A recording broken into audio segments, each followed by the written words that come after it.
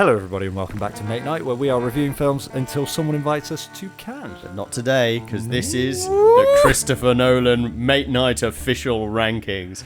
So, yeah, basically, Fred watched a load of... So, The Odyssey has just come out. Yep. Fred watched a load of Nolan ranking films. Yes. And what he realised was everybody gave overwhelmingly different answers. Very big. Most difference. interesting, I've seen a lot of ranking videos of different filmmakers, and more than any I've seen, the variety of different answers.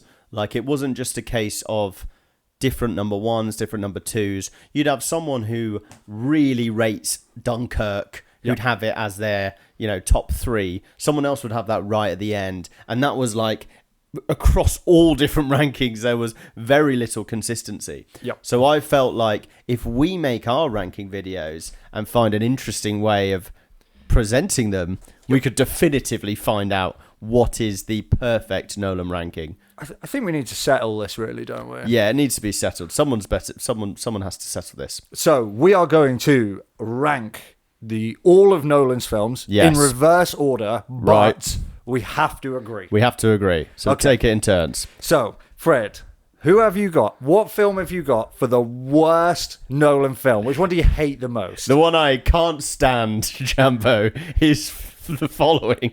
The Following. God, crap. So Fred can't put The Following or Insomnia because he hasn't watched those. I have not put The Following as my worst film. Really? Yeah. So now this is the only thing across all of the rankings that I'd seen was that the following was last. Well, it's not on the official Mate Night correct list Interesting. of Nolan. Well, so I'm going to have to go with the following as my 13 option. What is your 13 option? Batman Begins. Batman Begins. Okay. Yeah. So, I mean, I think it is a massive step down from The Dark Knight and The Dark Knight Rises in terms of just the quality. It's such a goofy fucking film. I love it. It is great. Yeah. But when you're comparing it to the rest of Nolan's filmography, to me, it just doesn't feel like a Nolan film. It just feels like a kind of okay. It's like, it's fine. It's just a fine fucking superhero movie. It's very goofy. Well, Batman Begins isn't that low for me. So I would need you to give me a bit of a reasoning behind the following being considerably better. Because based on what I've seen, everyone else giving the following the worst, I'd be very happy to have that as the worst. So I put the following as second worst. Second. Second. Right. No, okay. The following is second worst. I think none of Nolan's other films are goofy. It's just a goofiness to the Batman Begins that just doesn't feel like a serious fucking film by one of the most serious filmmakers there is. There's elements of goofy, but there's so much still working in Batman Begins' favor. Like, it's still like interesting. It's completely changed the narratives of superhero films. He had to really kind of change the scope, because none were like that before that point. But we aren't comparing his films to other superhero films. We're comparing his films to his own films. No, and I would say that Batman Begins, when you look at Dunkirk, Odyssey, Oppenheimer, Memento, these are all serious fucking films. Yeah. That just feel like a step above for me in terms of the actual seriousness of the film. I'm happy to say Batman Begins comes quite low. I'm just giving it some mitigation as to why there's elements of goofiness, because it had to basically transition us into a more serious look at superheroes, because it was the first doing that. Look, I haven't watched Following. Who's your actual last? Who's your last? Like, that you Following. Actually... No, come on. Like, what you've watched, obviously. Well, it's Following. Then you can't put fucking Following. Then it's Insomnia. Fuck off. Right, and then? Tenet. Okay. Tenet is number 6 for me. That's quite high. It's bang in the middle, basically. So I would be happy having Batman Begins low, but I think Following last. Okay, yeah. But you haven't fucking watched it, so yeah. I feel like okay. So let me Batman explain. Begins is not like I'd have Tenet below Batman Begins. We haven't talked about the Following. So Following is 1 hour 10, shot in black and white. It's his first film. Yes. And what he does with his budget is really interesting film. It's a Right. it's a great story with that sweet spot of non-linearity that he got right in the Odyssey and got maybe a little wrong in Tenet. Yes, okay. So it's got that kind of non-linearity. It's got that charm of it being one of his his first film on the shoestring budget. I love the fact it's 1 hour 10. I thought that the characters were incredibly interesting. The concept was pretty interesting. And for me, it just felt like a film that I would be more... I would consider it to be a better written movie, personally. So you've got Batman Begins at 13. You've got Following at 12. Yeah. And then Insomnia after that. Okay, that's good. Because if Insomnia was way off, which I also haven't seen, then we would be in a bit of trouble. So Insomnia is basically it's Al Pacino is the main character in it. Yeah. And he is a detective who goes to a place in Alaska where the sun never goes down. And he has to investigate a murder. And early-ish on in the film, this is an old film, so, we're going to spoil it, but early in the film, he kind of mistakenly shoots his partner. Right. And but he kind of has incentive to want his partner dead as well. Okay. And so as he's not sleeping and he's kind of losing his grip on reality, he starts to question how much of an accident it was, and people start things are starting to catch up with him. And for a very interesting premise, it's a better made movie than The Following. It's a massive step up in filmmaking. Yeah. But it's still kind of near the bottom because it's by far the most average. It could have been made by any one film. It really could have been. It's a remake as well of Stellan Skarsgård. From only a few years before it as well. Presumably a foreign language version, I guess, if it's Stellan Skarsgård. Okay, well, so we've got a bit of a dilemma here because I think Following Insomnia, Batman Begins. Look, I haven't seen them. Batman Begins, the only one that is below it for me is Tenet. Yeah, okay. But okay. I'd be more keen to rewatch Tenet than Batman Begins. I do think when you watch Tenet with subtitles, it's all right. So I watched it at home on my own. Yeah. And so there were 3 or 4 scenes that I watched multiple times to make sure I actually understood the film before I went any further. Right. And I ended up really enjoying it. And I, at times, could convince myself that I understood what was going on. Yes, okay. It's very cool. And there's a lot of really cool set pieces in it. And there's some, when you compare Tenet to some of the kind of less great, Following an Insomnia and, in my humble opinion, Batman Begins. Yes, when you compare the kind of filmmaking, it is much more cinematic. It's a massive step up in quality. Right, okay. It's just that he gets a little bit carried away with his pretentious storytelling. It's the most egregious example of him going crazy with temporality and exposition, both of them. And it's my least favourite acting performances in any of his films. Okay, who was that then? I really don't rate John David Washington at all. Really? I don't. I've seen him in a couple of things. I thought he was all right in Black Klansman. Uh-huh. I've seen him in this and The Creator. Apparently also in Amsterdam he's pretty... I've looked into this. Apparently he's pretty wooden in that. I thought he was crap in this. Mm-hmm. And it's made me question Nolan's casting choices, like in the Odyssey, where there were a few where I think they're not great, are they? They're just names. I'm not so sure in his casting. No, I feel like sometimes he picks actors which he just obviously loves working with because his shoots are really grueling. Like Robert Pattinson's an interesting one because I really like Robert Pattinson. And I know he really appreciates the craft of acting, and people really like him, so people won't like me saying this. But I don't actually think Robert Pattinson's that great at acting. Well, I don't really like you saying that. I just like him a lot. I like him. I do like him. I was He's wondering good in this. He's good in Tenet. I'll give him that. Yeah, he was. With a ridiculously complex dialogue secret. What he has to do is explain temporality to someone who doesn't know what's going on, who is also stiff as a board, no chemistry between them at all, even though they're supposed to be like best mates.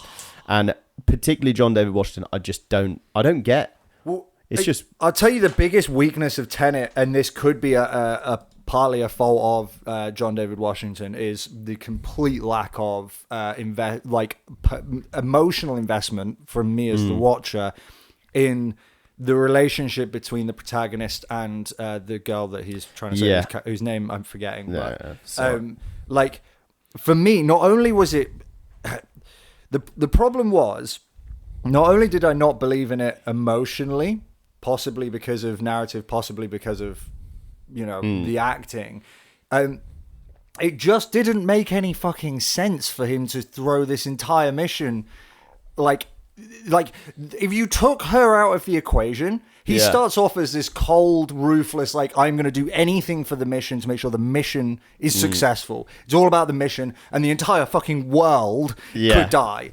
But actually, like, 60% of the story is him trying to figure out how to keep this one girl who we don't even believe in the relationship that much. Yeah, and safe. They're not even in. It's more she's trying to protect her kids, and it's who more, we don't meet, who I also don't give a shit about. Yeah, and it's not even like necessarily a romantic thing between them. It's maybe alluded to, but it's never really confirmed. So I am going to give John David Washington some respite from my acrimony because agreed, he's not got the best role of Nolan's leading men. The Tenet protagonist is one of the weirder ones to portray. But I do just feel like genuinely the difference between Tenet being a really like great film, like a great dumb film, is if they just had a unbelievable leading man there just killing it. Like John David Washington's just crap, and I will cede. I say but I will cede that I do quite like turning on Tenet. It's just got so much going for it that works. Like Kenneth Branagh's pretty great. The action sequences are just so different to anything else. Yeah, it's like a kind of weird heist spy movie thing. It looks really cool. It looks great. It looks really cool. There's some really cool action scenes. So I'm going to propose this. Go on. 13 Following, 12 Insomnia. Yeah. 11 Batman Begins. Yeah. And then possibly 10 as Tenet. That kind of makes sense as well. I think that makes complete sense. All right. So, Following Insomnia. Oh, now it gets tough. Following Insomnia. Batman Begins. Yeah. For its goof. And I tell you what Batman Begins struggles with is it has to be held up against The Dark Knight and The Dark Knight Rises, and that's just like, I mean, if any film is going to be held up against it, it's going to struggle. I think we might have an all right chance of being the same on number 9. I don't think we will, because I think I'm the only one who doesn't really rate this one that much. But so who have you got? We're into the top 10 now. Fred, what is the 9th greatest Nolan film? The Odyssey. Oh, you're not far off. You're not far off. Yeah, what have you gone for? Dunkirk. It's a bit off for me with Dunkirk. Not majorly. I could do with Dunkirk's the one that I think I could do with a rewatch. Mm-hmm. But I remember enjoying it nostalgically. It landed well. Like looking back, I think I enjoyed it, but I could be wrong. Yeah. So Dunkirk is not really. There's a few spaces before I get to Dunkirk. For me, the Odyssey is established 9. I think I agree with you, actually. Where's your Odyssey? How far off are we from it? I got one. So it goes Dunkirk number 9, and then Oppenheimer number 8. And then Odyssey number 7. But I'm kind of hesitating on that anyway. I would be quite happy to move Odyssey back all the way back to number 9. You watched Oppenheimer at the cinema. At the cinema, right? I just thought it was a bit fucking boring, mate, to be honest with you. Like, right. I think it was one of those where Nolan, like, he seems to like this non-linear thing, and I think sometimes it's just not necessary. And I think Dunkirk and Oppenheimer are too, where I'm like, why are we doing this? Why have we made what is insanely interesting historic source material into like a confusing film for absolutely no reason? Dunkirk's an interesting one because the non-linearity comes out of nowhere. It's so fucking weird. Why have we done that? So. Like, but Oppenheimer, it sets its stall out. You know it's going to be non-linear. He does the black and white, so it makes it a bit more obvious. I have actually no issues with the chronology in Oppenheimer. Well, it's not that's not it. That's not all of it. I just thought it was boring mostly. I just thought it did. So, I tell you what, it was fucking amazing up to making the bomb. And the bomb going off. Spoilers, by the way. I mean, if you're going into Oppenheimer and you don't know that they make a nuke, then that is on you. So I watched it very recently. So up to that point, you still have about another... Check my mic's still on because I just... Yeah. You still have another, like, hour left. Oh, yeah, it goes on forever afterwards. And it's just not as interesting after it. Just fucking dies. Both Dunkirk and Oppenheimer, for me, are, like, actually quite boring films, but they are... incredibly beautiful with some of the coolest fucking filmmaking ever. Right, okay. But just fucking dull. Well, I could quite easily be persuaded to shift a few down here for Dunkirk.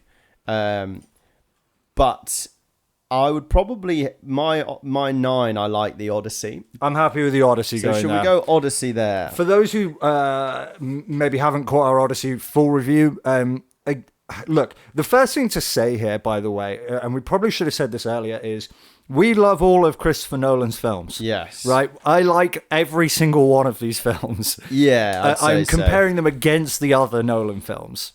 Yes. The Odyssey has some really great filmmaking, but it's definitely, I mean, I might even move it below Tenet in my head, but it's, the problems with it are, there is no opportunity to establish a real emotional connection with the heart of the story, which is getting back home for Odysseus. And also, there were a couple of moments where it didn't look so good, I thought. There were a couple of little moments where I was like... So here's my thought on the Odyssey. Going into it, we weren't able to get IMAX tickets. Mm-hmm. We did regular. And I was like, okay, it's all good. If I'm blown away, which I was almost expecting... IMAX in a few weeks will be great. Yep. I couldn't think of anything worse than watching the Odyssey again anytime soon. And I enjoyed it. It was good. That sounds like it, yeah. But I kind of am like, God, I don't want to do that again anytime soon. I think whereas Tenet, right now, I'd be like, I'd watch Tenet. Tenet's like a pretentious trap, you know? Yeah. It's like M. Night Shyamalan got a degree. Tenet with subtitles and maybe like some kind of like phone breaks. it's like a little cig breaks, whatever, you know, like walk around the block, smoke a cigar, do a run, and then come back when the exposition's over. It's a great film. It's a great background film which you can dip in and out of. The Odyssey, I think I am going to I'm going to really enjoy in a few years when I rewatch it. So do you think that the Odyssey is better than Tenet? I think so. I'm not so sure it is.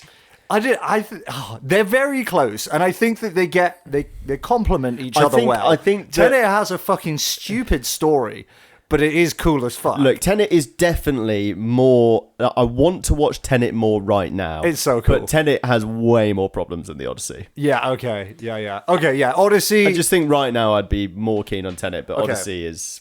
I'm with you on this. Yeah, so we'll put Odyssey at number 9, was that? Yeah. So to recap, that's The Following, his first ever film, 13, followed closely by Insomnia at number 12, then Batman Begins, Tenet at number 10, Odyssey at number 9. Now, the other two names that have been mentioned so far are Dunkirk and Oppenheimer. What have you got in your number 8 and 7 sort of area? So my 8 is The Dark Knight Rises. Yeah, okay. And my 7, I don't think you'll like my 7. That's Interstellar. Yeah, well, I'm kind of used to the fact that not everybody else seems to rate Interstellar that much. Like, I kind of not surprised by that. People seem to really, really like Interstellar now. And one thing, I'll give you some... I'm happy to be convinced to bump this up a bit, because I've only watched Interstellar once. It wasn't in the best circumstances. Okay. It was on a plane. Yep. And I know that Interstellar is like a film that you really want to be enjoying on the big screen. So I'm actually really keen to rewatch Interstellar like at a showing. And I think it would definitely influence my They did the IMAX re-release last year, didn't they? And I missed it. Yeah, it was like the biggest grossing re-release of all time, and I went to go see it in IMAX. Right, okay. Because it's one of my favorite films of all time. The thing that I think Interstellar gets better than like most films I've watched, and I said this earlier, is like the power of the relationship, partly because of Hans Zimmer. Right, yes, I want to say, the Zimmertron. The power of the relationship going on there, and it's not. And I like the fact that it's not a romantic relationship. I appreciate that, because they always romantic relationships, and I often have problems with those. This is a father-daughter one where like it is just heartbreaking to watch him create this. The stakes are so massive, and the decision that he has to make early on in the film, where he is like, I have to leave this daughter behind. He's like this perfect dad. He's a perfect dad. It's so sweet. And he has to leave her on this dying planet for like a Hail Mary hope of maybe trying to save it. And she'll never understand, never appreciate it. And he'll almost certainly not come back to see her. And like those stakes and that emotion, like, listen, it may make me cry occasionally. Yeah. Okay. Even when I'm not watching it. James is about to cry, so I'm going to take over it. So here's my thought process. My realistic gripe that's not just visually, I didn't watch it in the best circumstances with Tenet, with Interstellar, is, and this is across Nolan films, I think that he is best when he's tackling a subject that is either real science or is like clearly defined made up science. And unfortunately, when he goes into the theoretical, like Interstellar, the ending for me is a bit difficult, because it's kind of like, okay, maybe if we bend the rules of physics this far, this is theoretically possible, and let's portray this in a certain way where... Well, could you be more specific? Because I'm not sure I agree, actually. So in Interstellar, at the end, the whole idea is that he kind of goes through into another dimension, and then uses that dimension he uses that dimension to talk to his daughter and kind of the ghosts. And the way they did it was like, okay, it's a very theoretical physics. Let's try and make a visual representation of this. And I think even at some point, like he's talking as he goes through the wormhole, he talks to another astronaut who was with him, and they're talking about, is this like God giving us the faculty to do this? And then he makes it back to his timeline. That's where Interstellar for me gets a bit like, roll your eyes. Okay. With another film that's going to come up, they do quite a good job of being like, okay, this is all kind of bullshit made up, but you're brought in. And with something like Oppenheimer, for instance, where it is based on actual science, he doesn't get too, theoretical. I think it grounds him well enough. With that being said, I'd be very happy not to have Interstellar at 8. For me, it's between The Dark Knight Rises, and if you wanted to go Dunkirk, I could be easily swayed for that. Dark Knight Rises, I think, is really like reliant on an excellent villain. And the kind of mystique around a great series of films, great characters, just a comic book universe that has been really well done up to that point. But it's a bit dumb, if I remember correctly. Yeah, and there's like some really unforgivable death scenes in it, and like there's a couple of kind of the like, especially following The Dark Knight. Yeah, it doesn't hold up that... I've heard a lot of people say it doesn't hold up that well on a rewatch. And I remember rewatching it thinking, yeah, maybe not. But I can't remember exactly, I couldn't give you 10 reasons why. So we have got to pick really the 8th greatest film by Nolan after the Odyssey. Where is the Dark Knight, out of interest? Are we far off where Dark Knight Rises? Not too far. I've got Dark Knight Rises at the seventh greatest film of all time. Actually, yeah, so we're very close. So I had it at number 7. So I'd say we go Dark Knight Rises and Dunkirk, either 8 or 7. I'd be happy, to be honest, I'd be happy Dunkirk at 8. I've watched it once. I think Dunkirk 8. Yeah. And then, no, sorry. I think Dark Knight Rises. I think the If you're thing that happy with Dunkirk does really well is the cinematography. That for me is like one of the greatest cinematography films that Nolan did. I think it's just an incredible, like the whole thing is just watching art basically. Yeah. And obviously Dark Knight Rises doesn't do that. I'm not so sure I rated, I don't know, is it really as hard, is it bad to say this? I don't know how much I rated Tom Hardy's Bane. That like I loved it when I first watched it. Yeah.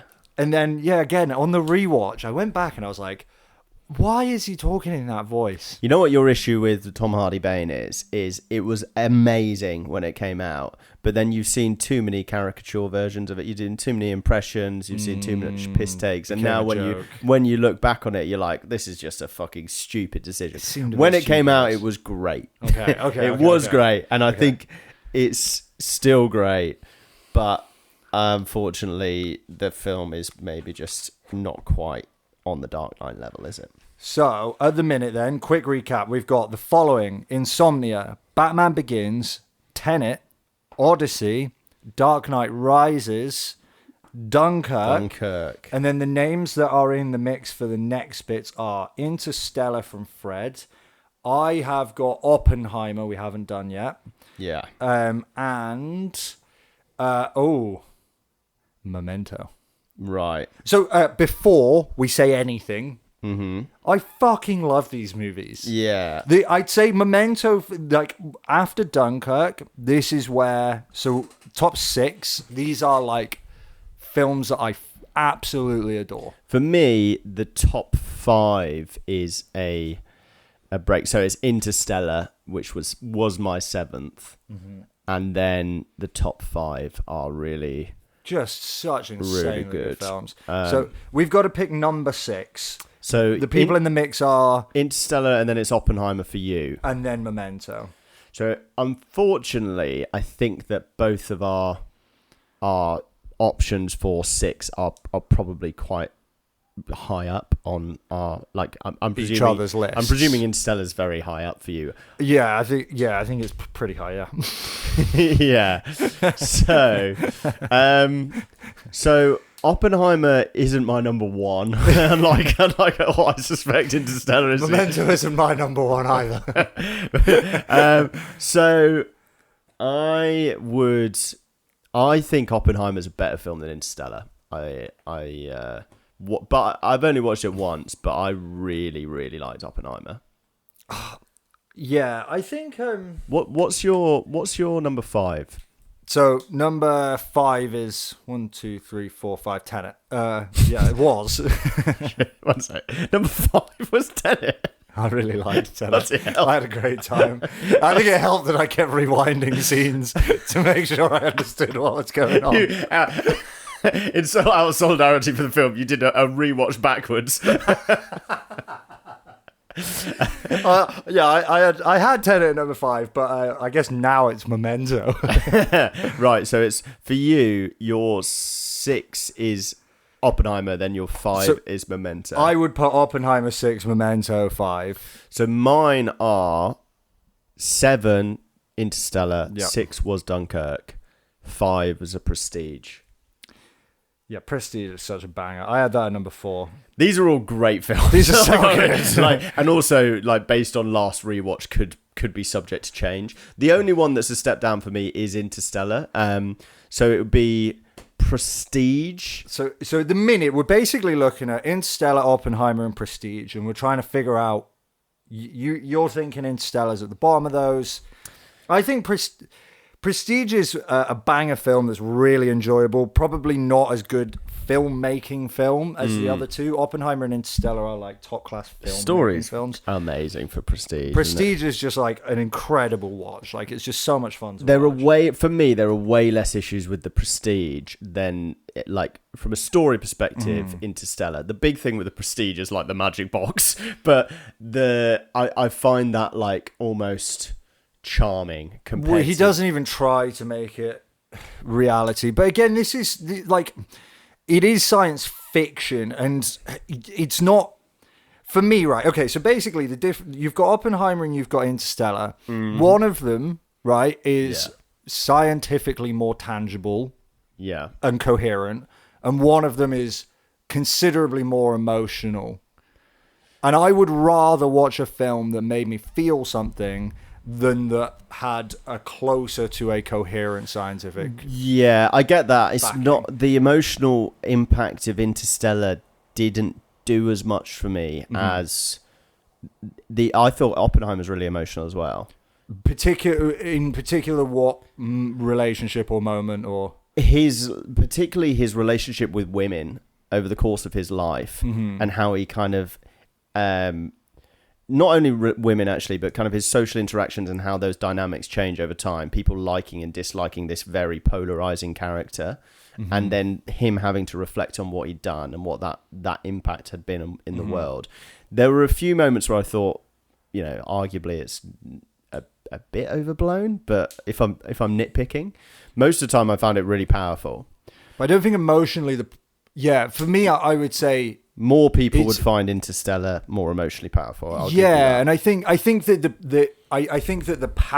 because there is a kind of cynicism to the relationships in Oppenheimer, it becomes quite cool and interesting. But I don't know if it becomes something that like really powerfully makes me feel something forever. It's just kind of an interesting watch emotionally for me, as opposed to something like Interstellar where, maybe on the watch in the plane it didn't land for you. Maybe it wouldn't land on the next one. But I would still argue that the kind of construction of the emotional narrative in Interstellar is a lot more advanced and powerful than both the power of the relationships and the emotion in Oppenheimer and the advantage of the kind of scientific coherence of the story. Well, I get the emotional argument. I think then the only thing we haven't really discussed is from a technical filmmaking standpoint, how interesting I found the film. I found Oppenheimer really captivating. It's cool, after the bomb as well. I still found it very, very interesting, particularly how it was all going to get tied together. Funnily enough, I really liked the chronology, wibbly wobbliness of this one, and.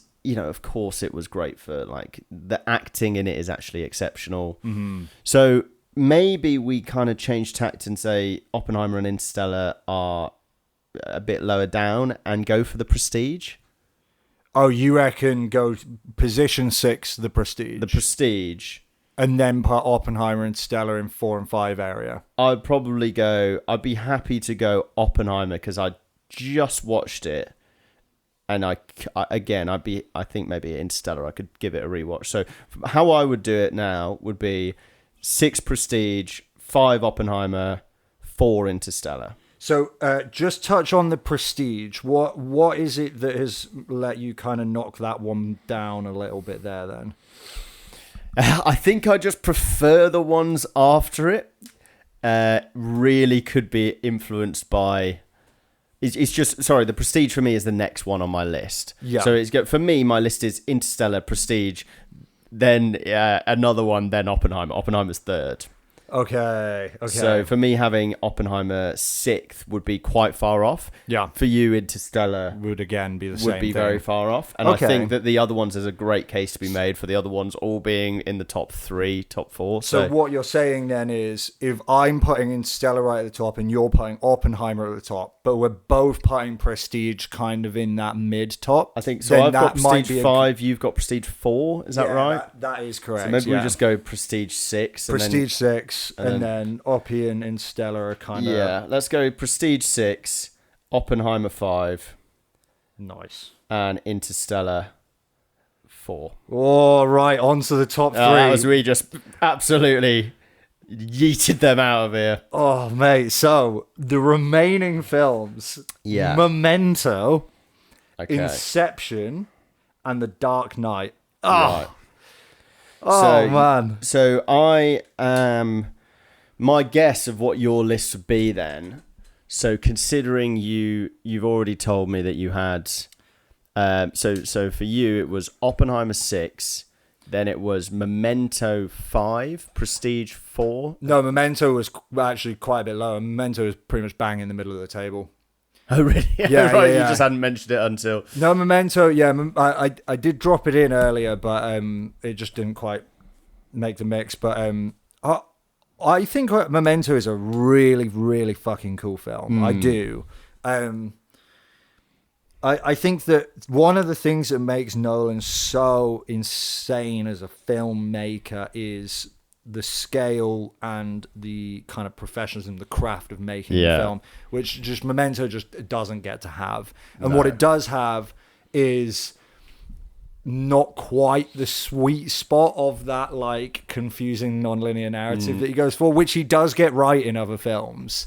Memento for me is just a little bit too far gone. Right. So it's lacking that scaled filmmaking, and it's lacking like that sweet spot of like narrative kind of like is that telling it in a way that feels interesting without feeling pretentious. So I disagree with you on Memento. I think that it is the perfect his attempt to realize a very complex temporal like ambitious project. Yep. Memento is the absolute apex of him achieving this.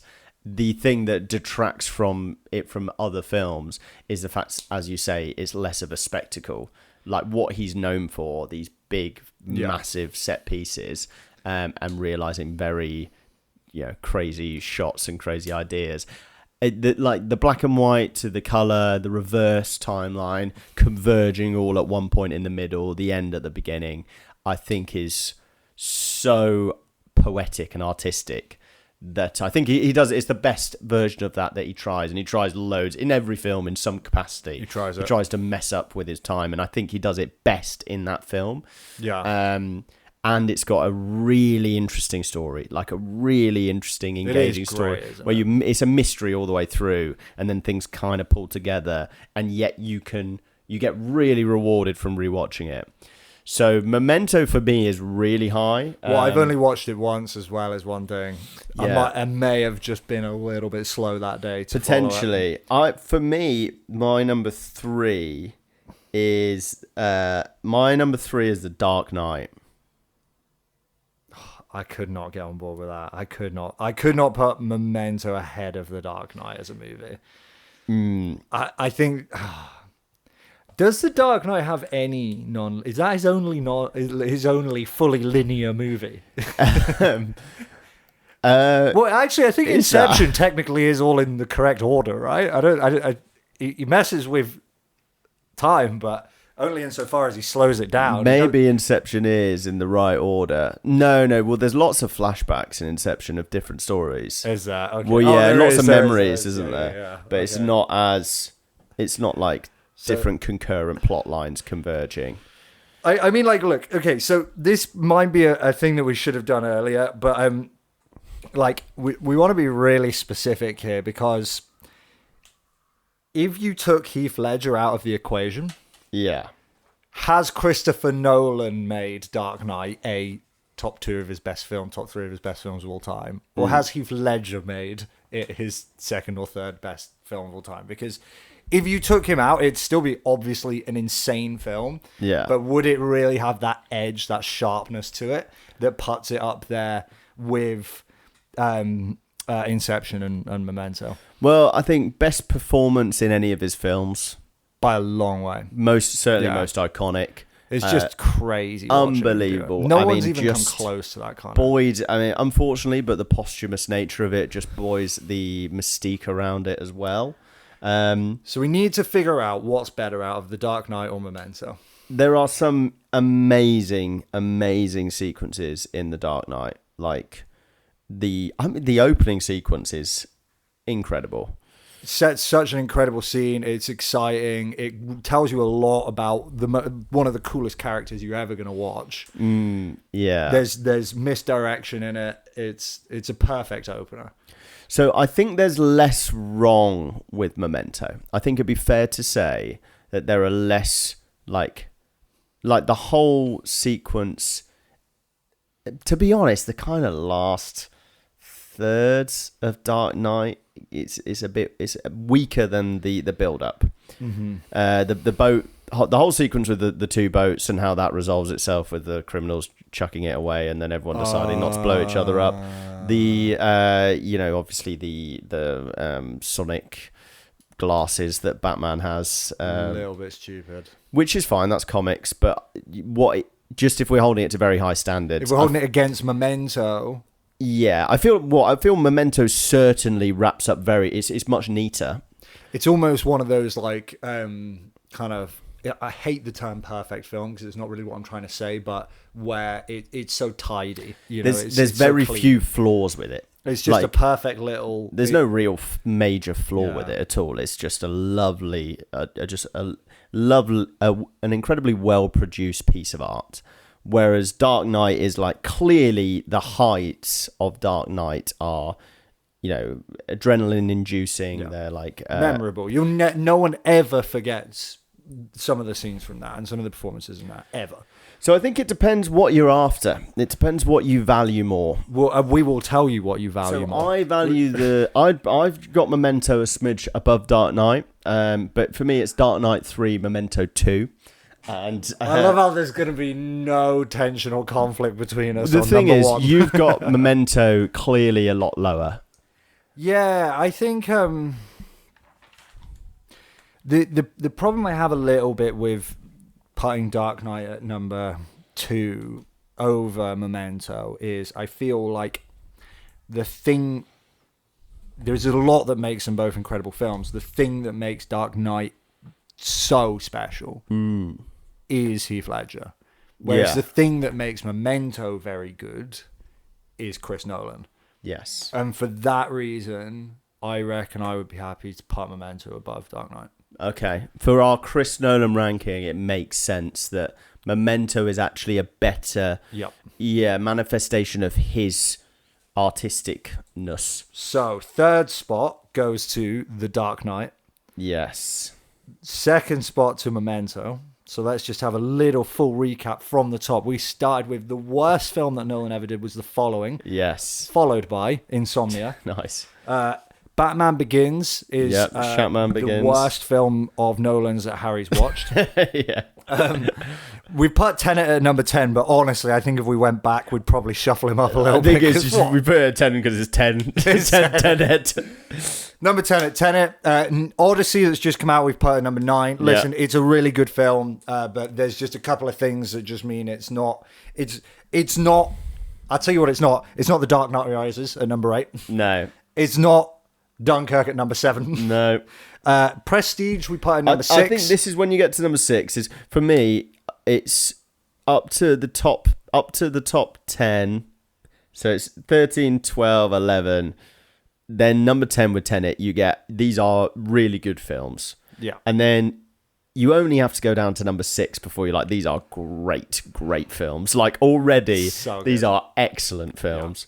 Yeah. Oppenheimer number 5. Yeah, so Prestige, Oppenheimer. Interstellar at number 4. Your number 1? Presumably your number 1. It was was it my number 1? It was. Yes. The Dark Knight at number 3. Yeah.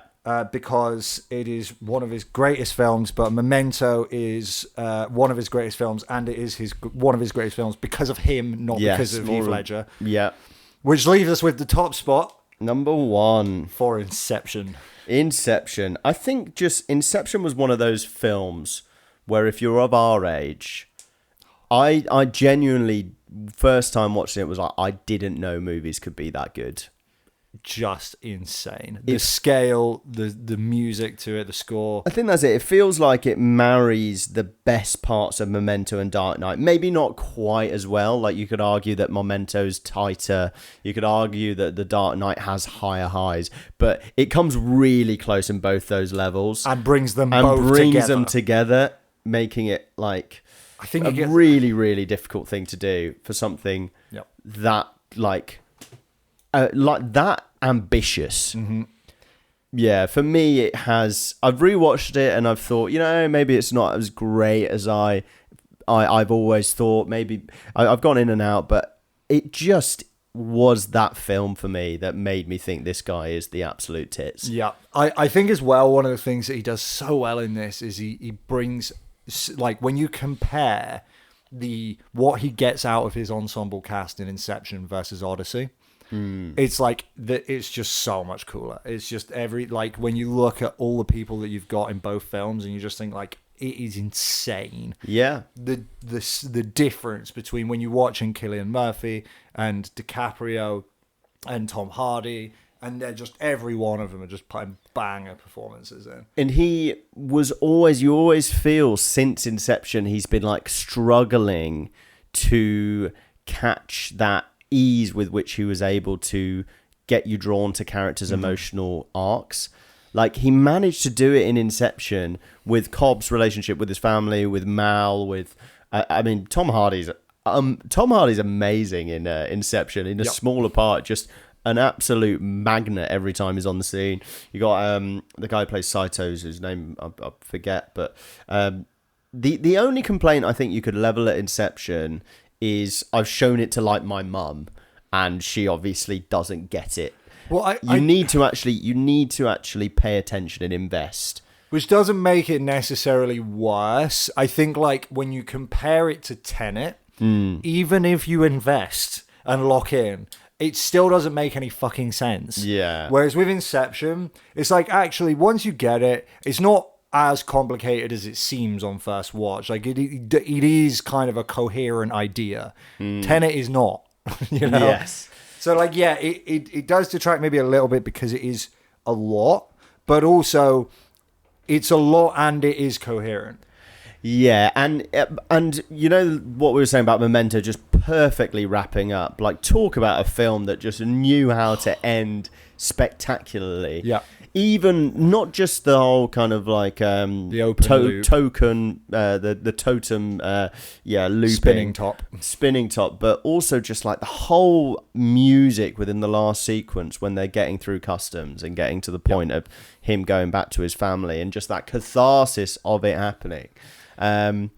It's just a great fucking film, isn't it? What an absolute banger! Yeah, a deserved number one. I think without a doubt. So. Inception number one. Listen, if you've made it this far, let us know. What is your worst film of Nolan? Yeah. What is your favorite? What's the number one? What is Nolan's best film? Sorry, is the correct wording of that question. Thank you so much for tuning in. We really appreciate it. See you on the next one. Nice.